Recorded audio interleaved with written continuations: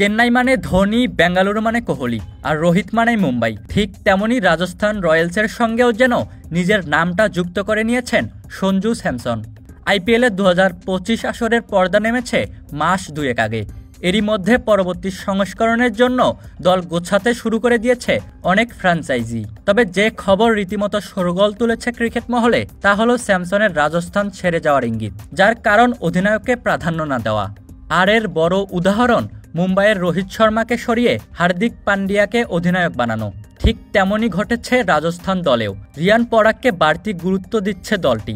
এখন সবথেকে বড় প্রশ্ন, রোহিত মুম্বাই দল না ছাড়লেও অভিমান করে সঞ্জু কি রাজস্থান দল ছেড়ে যাবেন?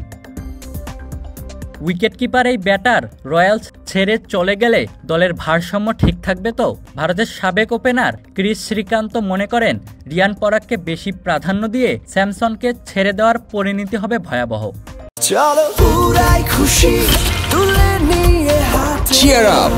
উড়াই খুশি।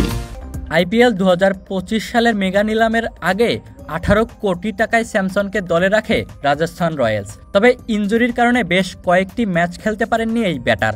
তার জায়গায় অধিনায়কত্ব দেওয়া হয় রিয়ান পরাগকে।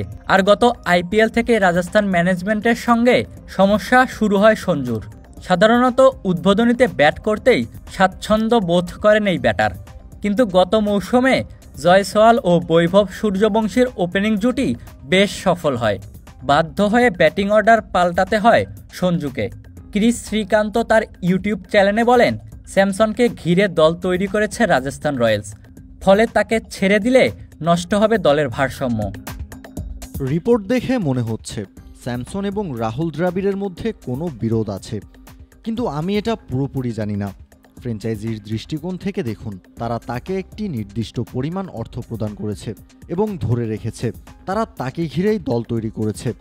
হঠাৎ করে যদি আপনি তাকে ছেড়ে দেন, তাহলে দলের ভারসাম্যের কি হবে? 2008 সালের পর থেকে তারা আইপিএল জেতেনি, তারপর তারা ফাইনালে পৌঁছেছে। আমার মনে হয় না আমি সঞ্জু স্যামসনকে ছেড়ে দেব। যদি তারা রিয়ান পরাগকে অধিনায়ক হিসেবে পদোন্নতি দিতে চায় তাহলে সেটা তাদের পছন্দ। আমি এখনও স্যামসনকে একজন ব্যাটসম্যান হিসেবে খেলাতে চাইব। তাকে 18 কোটি টাকা দেওয়া হয়েছে। গুঞ্জন উঠেছে সঞ্জু স্যামসনকে 5 বারের চ্যাম্পিয়ন চেন্নাই সুপার কিংসের কাছে বিক্রি করা হবে। শ্রীকান্ত মনে করেন তাহলে এই উইকেটকিপার ব্যাটার হবেন চেন্নাইয়ের জন্য আদর্শ খেলোয়াড়। সত্যি বলতে সঞ্জু একজন মেধাবী খেলোয়াড় এবং চেন্নাইতে সে খুবই জনপ্রিয়।